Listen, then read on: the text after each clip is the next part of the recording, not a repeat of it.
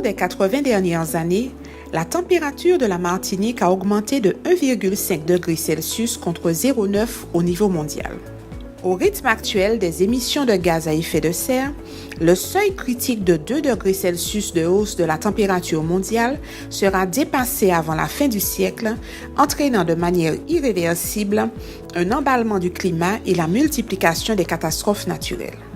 Les énergies fossiles comme le pétrole utilisé notamment pour la production d'électricité et les transports représentent aujourd'hui 70% des émissions de gaz à effet de serre, le reste provenant essentiellement de l'agriculture. En réduire la consommation est indispensable pour limiter le changement climatique. Certains d'entre vous pourraient se poser la question de savoir pourquoi parler de transition écologique. En fait, il s'avère nécessaire de parler de transition écologique parce que la transition écologique fait partie du développement durable. Et si demain l'objectif c'est de transformer la Martinique en une île, j'ai envie de dire modèle sur le plan du développement durable, il faut évoquer la transition écologique. Alors la transition écologique c'est quoi? La transition écologique c'est bien évidemment avoir une maîtrise énergétique qui est en tout cas bien plus importante qu'elle ne l'est aujourd'hui et donc utiliser par exemple les énergies renouvelables. C'est aussi assurer une forme de sécurité alimentaire, c'est-à-dire cultiver différemment.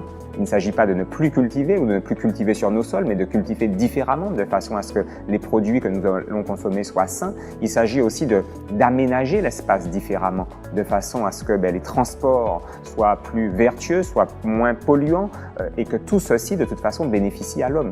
Je rappelle que la transition écologique, c'est aussi une notion anthropocentrique, c'est-à-dire une notion qui est centrée sur l'homme et dont l'objectif, c'est de permettre le bien-être de l'homme.